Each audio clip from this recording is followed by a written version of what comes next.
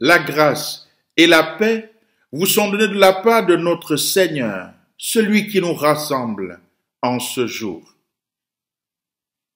C'est dans la joie, de près ou de loin, que nous voulons vivre ce temps de culte. Et pour cela, je vous invite à la prière. Prions le Seigneur. Béni sois-tu, Seigneur. Avant notre naissance, avant même la création du monde, tu nous as aimés. Avant que nous te cherchions, tu nous as cherchés. Avant que nous ne te connaissions, tu nous as connus. Et maintenant, tu nous accordes ta présence, Dieu de la paix. Conduis nos cœurs dans une vraie louange et que ce culte soit l'aurore d'une vie entièrement consacrée à la proclamation de ta gloire par Jésus-Christ, notre Seigneur et Sauveur. Amen.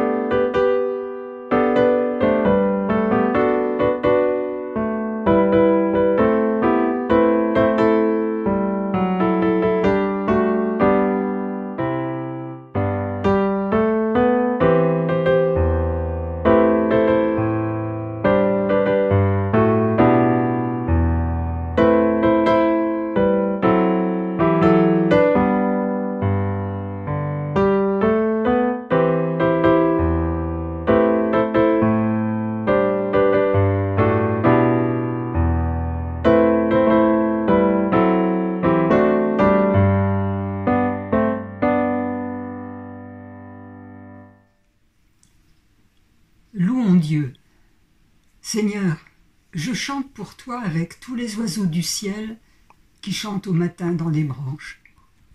Seigneur, je chante pour toi avec les fleurs de la prairie qui rient de toutes les couleurs, avec les grillons dans les prés qui font vibrer les soirs d'été, avec le ruisseau qui murmure et le fracas de l'océan, avec le chant bourdonnant de la ville, avec le ronflement des moteurs, avec les cris de joie des enfants dans les cours de récréation, avec le vent dans la forêt, avec la brise qui vient du large, avec les bourgeons qui éclatent, avec la nature au printemps, avec nos pas sur le pavé et nos chansons sur la grande route, avec nos cœurs à l'unisson qui font prier ta création.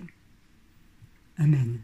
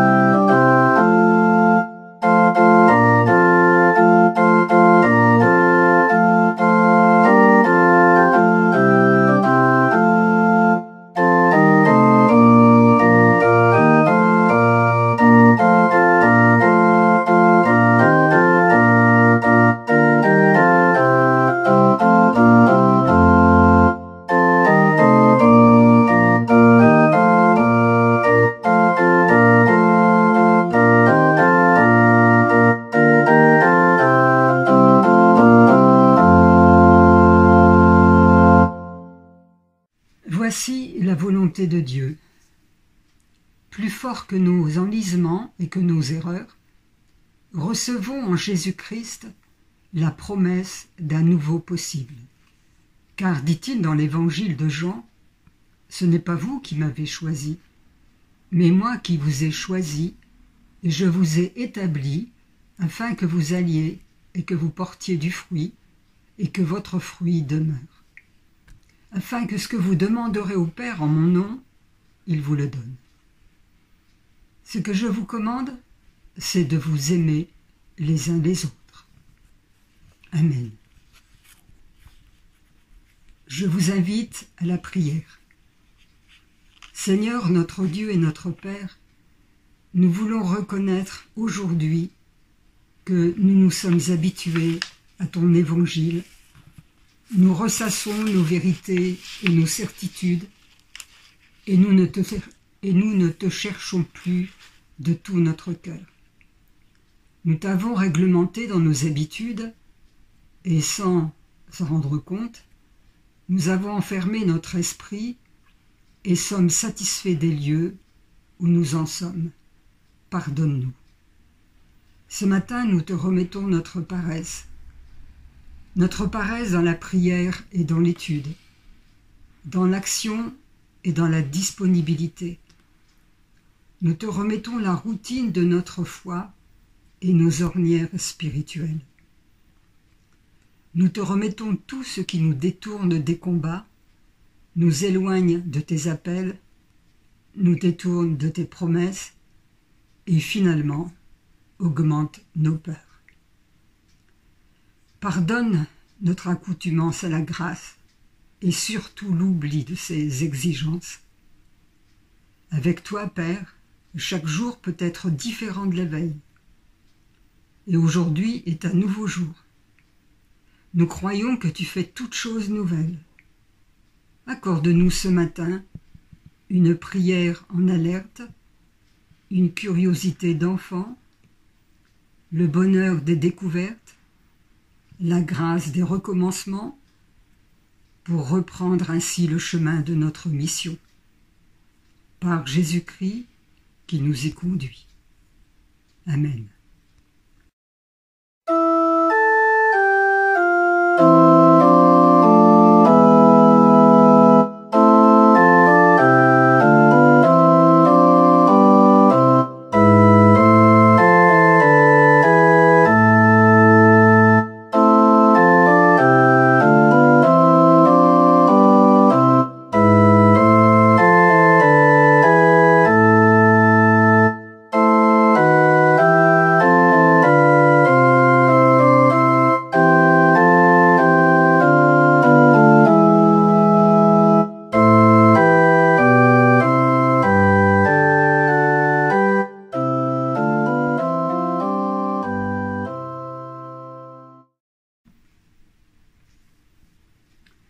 Ésaïe, chapitre 41, le verset 13.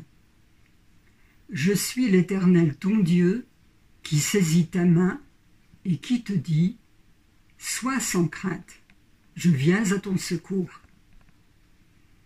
Recevons en Jésus-Christ la réalisation de cette promesse et chantons-lui notre reconnaissance. Amen.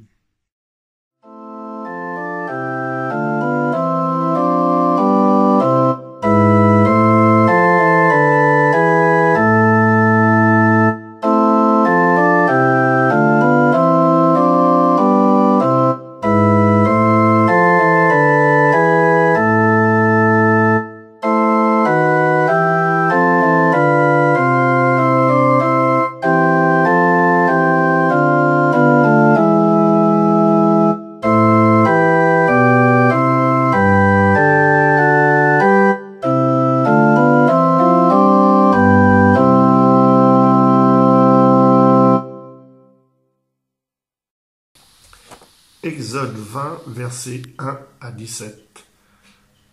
Alors Dieu dit au peuple d'Israël, « Je suis le Seigneur ton Dieu. C'est moi qui t'ai fait sortir d'Égypte où tu étais esclave. Tu ne dois pas avoir d'autre Dieu que moi. Ne fabrique pas de statue de Dieu. ne représente pas ce qu'il y a là-haut dans le ciel, en bas sur la terre, ou dans l'eau sous la terre. Ne te mets pas à genoux devant ces dieux, ne les adore pas. En effet, le Seigneur ton Dieu, c'est moi et je suis un Dieu exigeant. Je punis la faute de ceux qui me détestent. Je punis aussi leurs enfants jusqu'à la 3e ou la 4e génération.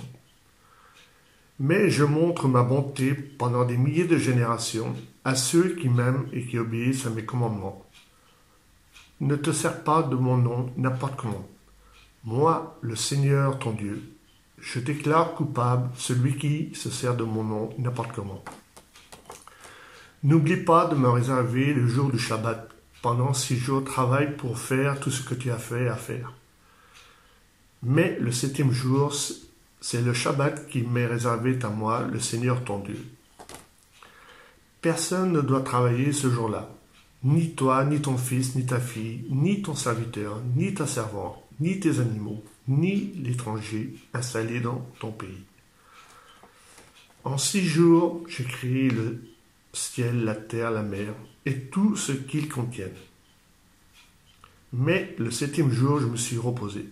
C'est pourquoi, moi, le Seigneur, j'ai béni le jour du Shabbat. Ce jour est réservé pour moi. Respecte ton père et ta mère. Ainsi tu vivras longtemps dans le pays que moi, le Seigneur, je te donne. Ne tue personne, ne commets pas d'adultère, ne vole pas, ne témoigne pas faussement contre ton prochain. Ne désire pas pour toi la maison de ton prochain.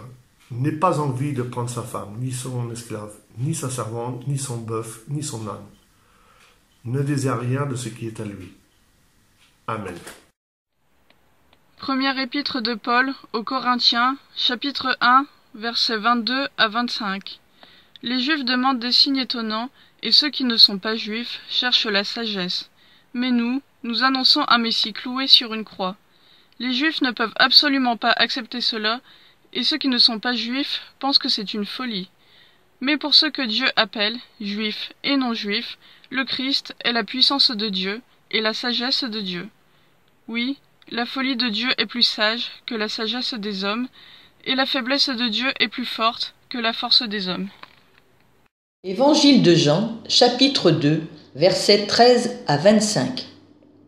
C'est bientôt la fête juive de la Pâque, et Jésus va à Jérusalem. Dans le temple, il trouve des gens qui vendent des bœufs, des moutons et des colombes. Il trouve aussi des gens qui changent de l'argent. Ils sont installés à leur table. Alors Jésus fait un fouet avec des cordes. Il chasse du temple tous ces gens-là avec les moutons et les bœufs. Il jette par terre les pièces de ceux qui changent l'argent et il renverse leur table. Il dit aux marchands de colombes, « Enlevez cela d'ici. Ne faites pas de la maison de mon Père une maison de commerce. » Les disciples de Jésus se rappellent cette phrase des livres saints, « Seigneur, j'aime beaucoup ta maison. Cet amour me brûle comme un feu. » Alors, des chefs juifs disent à Jésus, « Fais un signe extraordinaire devant nous.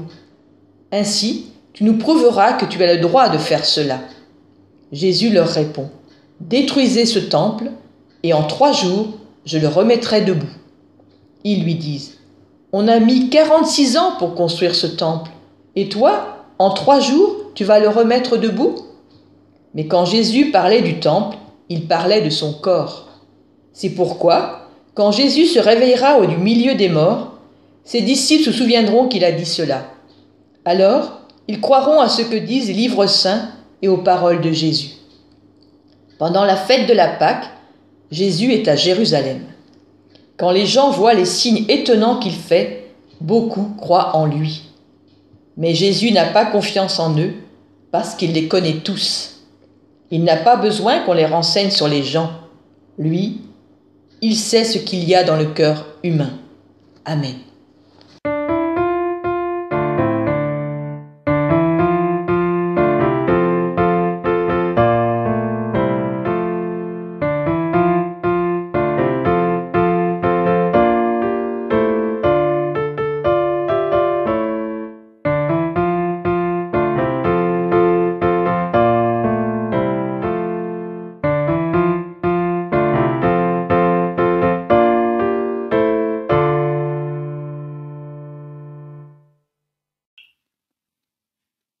Nous lirons ce matin 3 extraits de texte.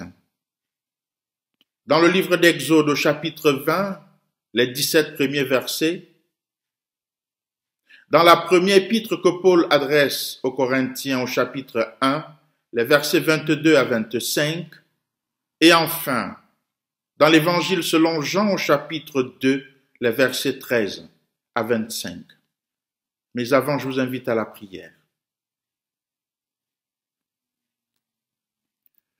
Dieu notre Père, nous allons nous mettre à l'écoute de ta parole dans l'Écriture.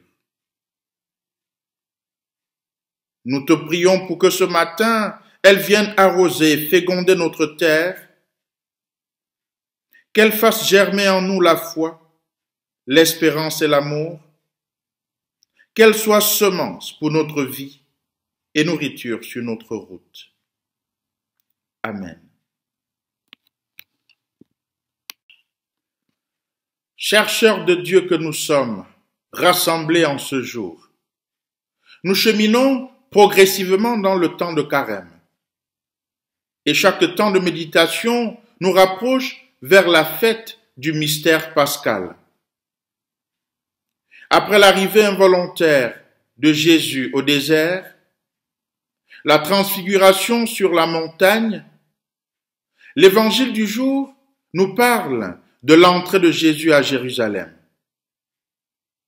Il y va afin de visiter les lieux symboliques de la foi juive, et par son empreinte, il y apportera sa nouveauté et sa singularité. Jésus mettra à nu, en toute vérité, la condition humaine, afin de susciter l'envie de le suivre à partir de notre propre situation. Pour cela, le récit de l'Évangile, à la suite des extraits de textes que nous avons lus, précise 3 idées importantes. D'abord, le pardon de Dieu ne s'achète pas. Ensuite, nous n'avons pas besoin d'être convaincus pour croire. Et enfin, le bâtiment n'est pas le lieu de présence divine au cœur du monde. Voilà pourquoi je vous invite à méditer le thème suivant. Vouloir acheter Dieu, erreur fatale. Peuple de Dieu. Le récit de l'Évangile décrit Jésus sur le chemin de Jérusalem.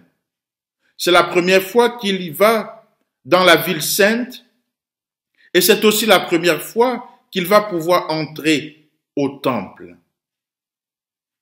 La Pâque juive approchait et le texte ne nous dit pas comment il a célébré cette fête qui durait 7 jours.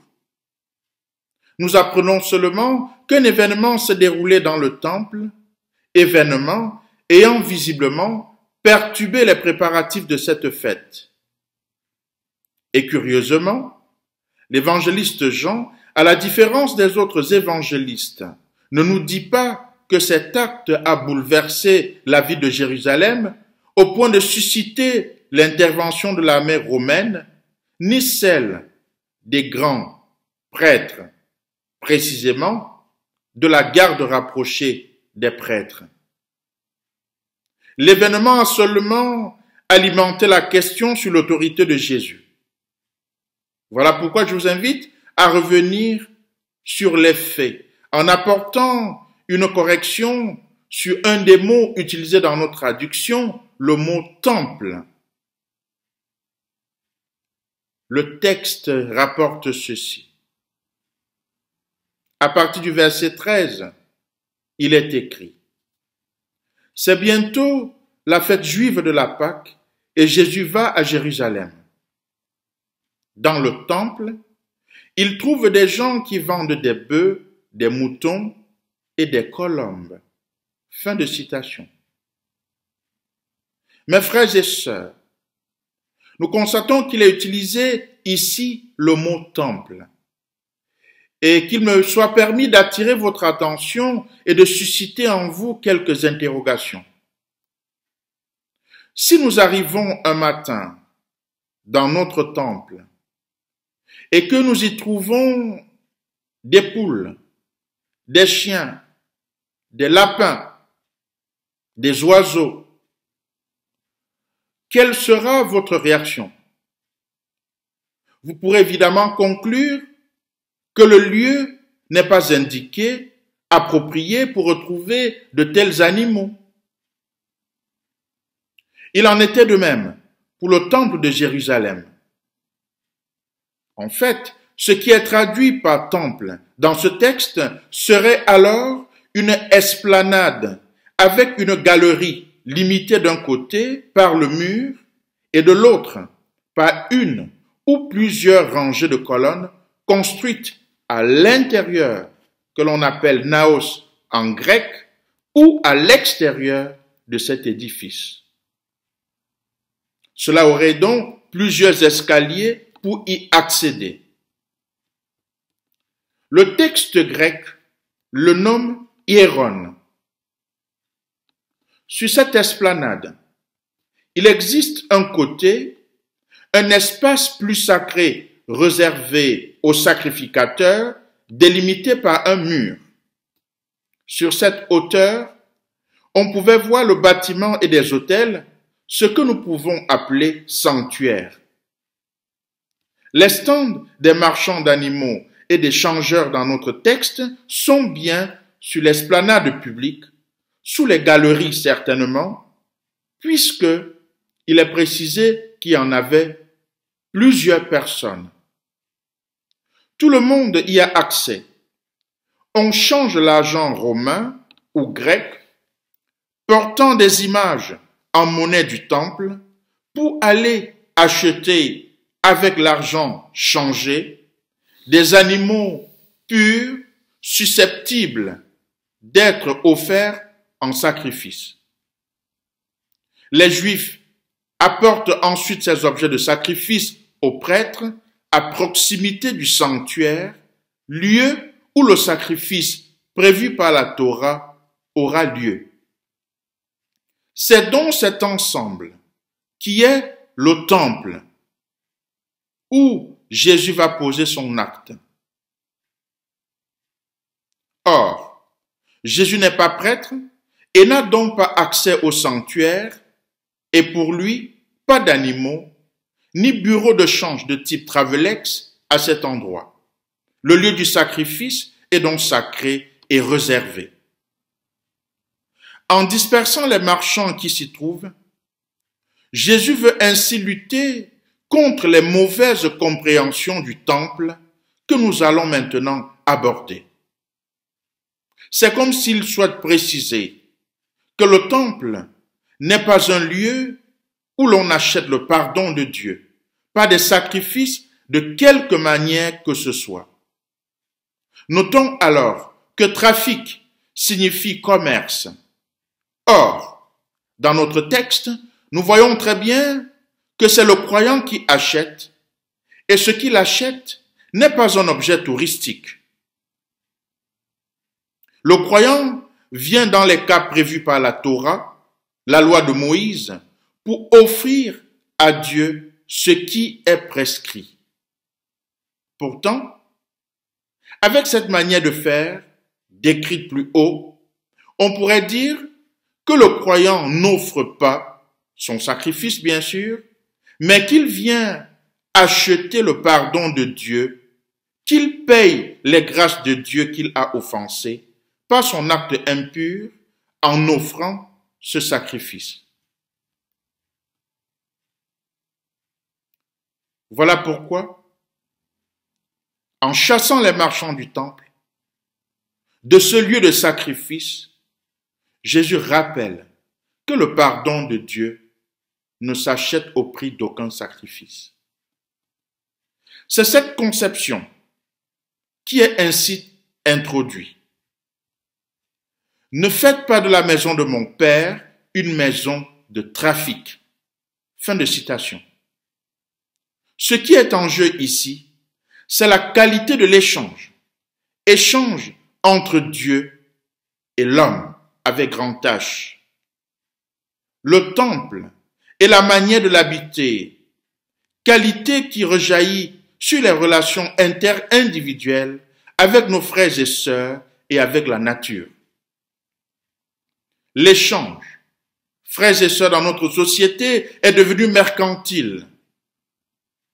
Tout s'achète, tout se vend, entraînant ainsi la dépréciation parfois de nos relations. L'être humain arrive ainsi à perdre sa consistance et sa considération. Tout se passerait comme si Dieu est assigné à un seul et même endroit, qui est le temple, le sanctuaire, seul lieu de vénération, surtout que l'être humain ne serait pas digne de se rapprocher de lui et ne serait même pas digne de sa présence. Autrement dit, puisque Dieu demeure à cet unique endroit et nous voit, il faudrait alors racheter son péché au fur et à mesure, voire une fois par an, au Yom Kippour, la fête du pardon, ou pendant le carême. La religion avait donc mis des tarifs en fonction de la gravité des péchés commis et des impuretés subies. Le commerce, dans la cour du temple, en était donc la conséquence directe. Ce que Jésus dénonce de toutes ses forces. Ensuite, ce que condamne Jésus, c'est la religion du sacrifice, qui ne se vit qu'au temple. La religion des œuvres, comme le rappellent à juste titre les protestants. Sans marchand d'animaux, avec la marque pure et sans changeur de monnaie, c'est le judaïsme et ses pratiques rituelles qui disparaissent ainsi. Tout se passe comme si la piété chrétienne aujourd'hui est presque identique à ces dérives anciennes. Nous n'avons plus de bétail à sacrifier, ni d'indulgence à payer, mais notre maison de trafic reste bien dans nos cœurs et dans nos pensées. Vouloir parfois, pour notre activisme, chercher par notre activisme à racheter nos fautes est considéré par Jésus comme une fausse religion, surtout que nous restons très éloignés de la foi qui est une réelle rencontre et expérience avec Dieu. En es-tu convaincu? Dans la suite de son action de dénonciation, Jésus dit une parole qui devra rétablir l'échange vrai entre Dieu et l'humain, puisqu'il faut qu'il prouve qu'il tient bien cet engagement de Dieu le Père. Il dit donner son corps pour en faire le lieu d'échange entre Dieu et nous. Visiblement, cela passe mal et c'est là que commence le second enseignement de Jésus. De quoi avons-nous besoin pour être convaincus et croire? Vous savez, frères et sœurs, que lorsqu'un enseignement est traditionnel, cela ne pose aucun problème à une catégorie de personnes. Mais lorsqu'il y a de la nouveauté, il faut une attestation divine, puisque cela bouscule, dérange et interpelle. Là aussi, une catégorie de personnes s'en offusque. Nous aimons avancer, mais avons un souci particulier avec la nouveauté. C'est ce qui justifie cette phrase de Paul en seconde lecture. Lui, qui est un juif de culture grecque, il dit ceci. Les juifs demandent des signes et les grecs cherchent la sagesse. Fin de citation. Cela veut dire que les juifs veulent un miracle avant d'accepter, tout comme nous, de temps en temps. Pour répondre à la demande, Jésus dit simplement ceci. Détruisez ce temple que nous traduirons par sanctuaire et en 3 jours, je le remettrai debout. Remettre debout peut alors nous interpeller. C'est ce que nous traduisons par résurrection, qui veut dire simplement relever, réveiller. Ce corps, comme lieu d'échange entre Dieu et l'humain, sera donné, détruit et ramené à la vie. Le mystère pascal ne se profile-t-il pas ainsi à l'horizon? Il sera le lieu vivant éternellement. Ce corps peut contenir toute ta misère, ton incapacité à vivre dans l'échange réel et vrai. Ce corps conduit tout ton être vers le Père si tu le souhaites réellement.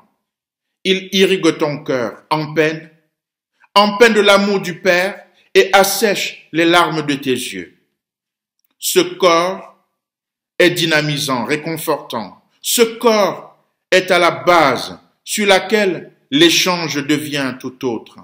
Ce corps qui veut faire de nous des vrais témoins et des pierres vivantes.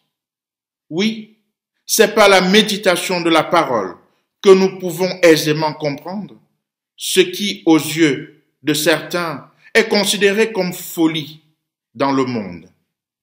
Les Juifs ne peuvent absolument pas accepter cela, et ceux qui ne sont pas Juifs pensent que c'est une folie. Mais pour ceux que Dieu appelle Juifs et non Juifs, le Christ est la puissance de Dieu et la sagesse de Dieu. Oui, la folie de Dieu est plus sage que la sagesse des hommes, et la faiblesse de Dieu est plus forte que la force des hommes. Frères et sœurs en Jésus-Christ, en parlant de la mort et de la résurrection, qui est véritablement incompréhensible, Jésus annule cette religion où l'on pense pouvoir acheter Dieu. Sa mort démontra que nous sommes irrémédiablement pécheurs et que seule la foi véritable vécue comme expérience et rencontre permettent de croire en Dieu. Les Juifs n'obtiendront aucun signe et l'explication souhaitée sera folle. Mais la réalité de la résurrection de Jésus va fonder pour les croyants une nouvelle religion, dans laquelle Dieu vient à notre rencontre par amour, et c'est lui qui nous rend justes, c'est-à-dire ajustés à sa volonté, sans forcing, sans monnayage de notre part. C'est pourquoi sa demeure ne sera plus un bâtiment, ce que souhaite rappeler Jésus par son geste incompris. Oui, le bâtiment n'est plus identifié comme lieu de présence divine au cœur du monde. Si pour les gardiens du temple de l'époque, le sanctuaire était le seul lieu de présence de Dieu, Jésus vient balayer du revers de la main cette fausse idée en confirmant qu'il est omnipotent, omniscient, présent partout en général et non à un endroit précis en particulier. Hier, c'était le temple de Jérusalem et aujourd'hui, certaines de nos églises ressemblent à cela, avec certains endroits où seuls les initiés y ont droit. Loin de moi l'idée de mépriser le respect des lieux auxquels j'attache un prix particulier. Il s'agit de pointer du doigt la désacralisation des idées que nous avons de ces lieux. Pour Jésus, le vrai unique sanctuaire, c'est Jésus en personne, celui que nous sommes appelés à kiffer, c'est-à-dire à aimer, pour reprendre le langage des jeunes. C'est ce qui justifie cette phrase que le rédacteur met dans la bouche de Jésus au verset 21. Mais quand Jésus parlait du temple, il parlait de son corps. Mon frère, ma sœur, quel lien as-tu donc avec le Christ, dont l'évocation de son nom te perturbe au point de te donner des insomnies? Quelle relation directe as-tu avec Jésus de Nazareth dans le quotidien de ta vie? Quelle place directe lui accordons-nous lors de la prise de décision dans nos réunions ecclésiales? Que fais-tu de lui dans tes multiples engagements? Chercheurs de Dieu que nous sommes, nous avons l'habitude de matérialiser la présence de Dieu dans les objets et les gens. Ce peut être avec un crucifix, un chapelet doré, une Bible que nous avons parfois même de la peine à lire. Parfois aussi, nous matérialisons cela, la présence de Dieu, avec les gens très dévoués. C'est moins impliquant que d'avoir le sentiment de la présence directe du Seigneur et de devoir l'écouter et lui parler en personne. La religion des œuvres a besoin de médiateurs humains ou matériels. Elle évite soigneusement le contact direct avec le Christ vivant. Selon Jésus, la religion de la seule grâce de Dieu devait pouvoir se passer de tels médiateurs, puisqu'elle prétend vivre dans l'intimité du Seigneur de gloire. Alors, en qui veux-tu placer ta confiance en cette période mystérieuse, avec les marchandises qui encombrent ton cœur? Souhaites-tu d'abord avoir des preuves de la véracité de l'Évangile, des preuves sur l'existence de Dieu, des preuves de sa résurrection, les preuves de ses grâces quotidiennes qu'il t'accorde? Encore ce matin, Jésus souhaite avoir une relation directe avec toi. Lui qui te connaît et qui voit ton cœur, son corps et son sang que nous partageons pendant la scène est donc gratuit de la vie qu'il nous offre.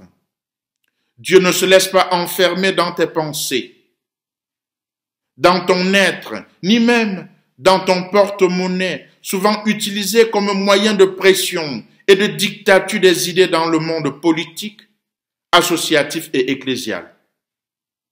Le texte rappelle, quand les gens voient les signes étonnants qu'il fait, beaucoup croient en lui, mais Jésus n'a pas confiance en eux, parce qu'il les connaît tous. Il n'a pas besoin qu'on le renseigne sur les gens. Lui, il sait ce qu'il y a dans le cœur humain.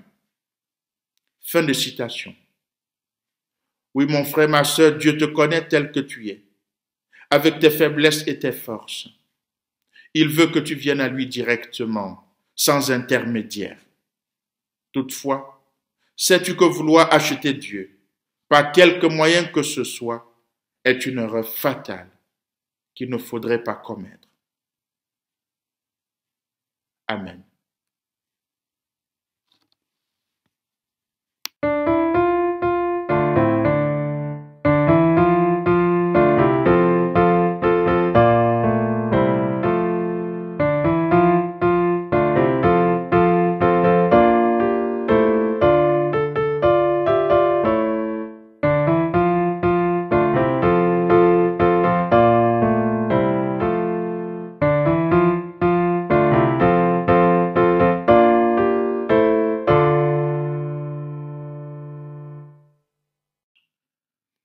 Ensemble, confessons la foi.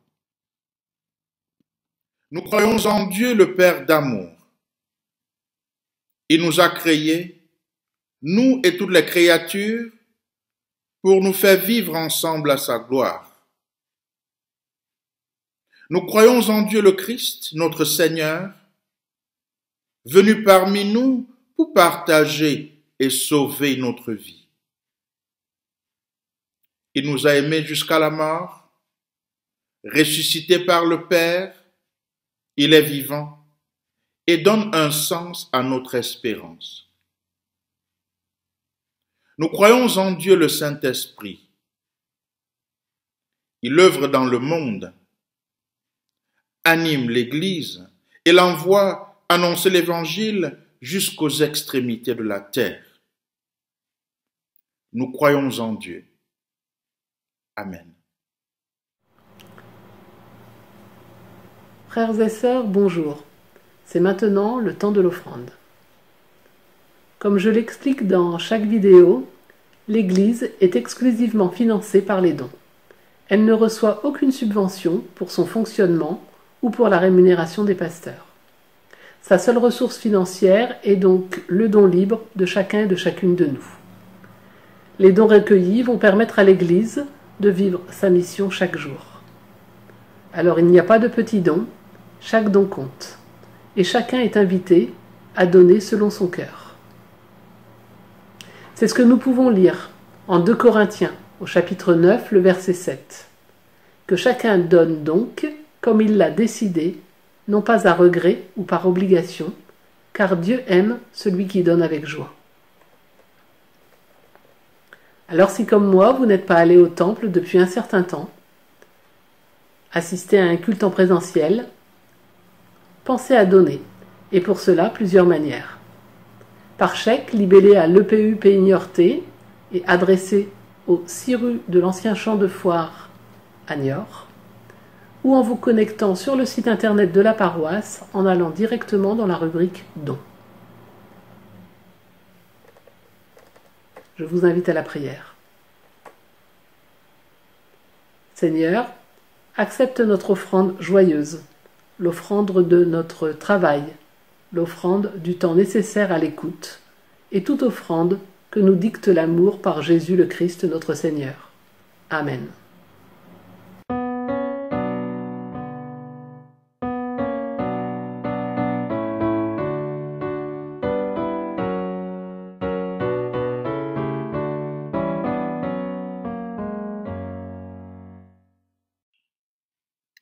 Prions, frères et sœurs, les uns pour les autres.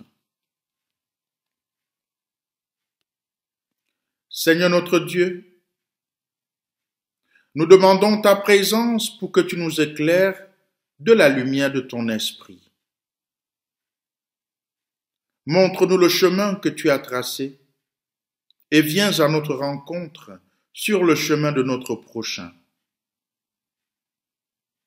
Donne-nous le courage de supporter les conséquences de notre engagement et la ferme espérance que ton règne de justice et de paix se manifeste parmi nous. Rends notre oreille assez fine pour que nous puissions t'entendre dans les cris des peuples opprimés et de ceux qui souffrent. Les malades, les laissés pour compte, les opprimés. Souviens-toi de Michel Petit, que tu as rappelé, sa famille, Gérard, Odette. Prends soin de Christelle, de Pascal. Accompagne Marguerite et sa famille, et particulièrement Merveille, au cœur de ce qu'elle vit. Oui, Seigneur, ne l'abandonne pas. Nous te prions, Seigneur, pour Marius et Jonas. Tu les connais. Bénis leurs parents, les grands-parents, la famille des Cazaux, amis Anne et tous les autres. Nous te prions pour Jeannette, Foucault et Daniel. Pour Jeannette Fortin, comme nous te prions, Seigneur, pour ton serviteur qui en ce moment est dans la peine de la maladie. Relève le petit Nicolas, bénis-le ainsi que sa famille. Nous te prions pour Jean-Pierre Aléra. Oui, Seigneur, tu connais les uns et les autres, ne les abandonne pas. Nous te prions, Seigneur, pour Alain Boutouan. Soutiens-le ainsi que sa famille. Nous te prions pour ceux et celles qui souffrent dans leur chair et qui espèrent. Oui, Seigneur, que tu es capable de les relever. Bénis les médecins, les infirmiers et les infirmières. Bénis les médicaments que tes enfants prennent et garde-les en ta présence. Souviens-toi des étudiants, des élèves, de toute la communauté éducative. Prends soin de ceux qui sont à la recherche d'un stage. Ouvre grandes les portes et accompagne-les toi-même. Aide-nous à être solidaires de la lutte et à contribuer nous aussi à ce que l'homme nouveau, libre et responsable soit capable de construire une société juste et fraternelle, celle que tu veux. Nous te remettons la famille Tiquette, comme nous te remettons, Seigneur, tous les enfants de la catéchèse. Entre tes mains, nous voulons déposer nos projets et nos espoirs, nos engagements et notre volonté. Oui, Seigneur, tu convertis nos regards. Tu nous donnes de garder cette espérance en ta parole. Et pour cela, nous résumons le reste de nos requêtes dans ce concentré modèle que tu nous as appris en disant: Notre Père, qui es aux cieux, que ton nom soit sanctifié, que ton règne vienne, que ta volonté soit faite sur la terre comme au ciel. Donne-nous aujourd'hui notre pain de ce jour. Pardonne-nous nos offenses, comme nous pardonnons aussi à ceux qui nous ont offensés. Ne nous laisse pas entrer en tentation, mais délivre-nous du mal. Car c'est à toi qu'appartiennent le règne, la puissance et la gloire pour les siècles des siècles. Amen. Avant la fin de ce culte, je tiens à vous remercier, vous qui regardez ce culte, qui participez de près ou de loin, et toute l'équipe technique. Recevons maintenant, frères et sœurs, les exhortations et la bénédiction. Nous avons médité sur 3 textes proposés en ce jour. Nous avons retenu que le pardon de Dieu ne s'achète pas. De quoi as-tu besoin d'être convaincu pour croire? Le texte nous a donné de garder à l'esprit que le bâtiment n'est pas identifié comme lieu de présence divine au cœur du monde. Mon frère, ma sœur, Jésus souhaite avoir une relation directe avec toi, lui qui te connaît et qui voit ton cœur. Son corps et son sang que nous partageons lors de la scène est un don gratuit de vie qu'il nous offre. Dieu ne se laisse pas enfermer dans tes pensées, dans ton être, ni même dans ton porte-monnaie, souvent utilisé comme moyen de pression et de dictature des idées dans le monde politique, associatif et ecclésial. Quand les gens voient les signes étonnants qu'il fait, beaucoup croient en lui, mais Jésus n'a pas confiance en eux, parce qu'il les connaît. Il n'a pas besoin qu'on le renseigne sur les gens. Lui, il sait ce qu'il y a dans le cœur humain. Rappelle le récit du jour. Oui, Dieu te connaît tel que tu es, avec tes faiblesses et tes forces. Toutefois, sais-tu que vouloir acheter Dieu, par quelque moyen que ce soit, est une erreur fatale? Allons donc assurer de sa présence, de son aide agissante, et que la grâce de notre Seigneur Jésus-Christ, l'amour de Dieu le Père et la communion du Saint-Esprit soient toujours avec vous, dès maintenant et à jamais. Amen. Demeurons par sa grâce. Bon dimanche, bonne semaine et à dimanche prochain.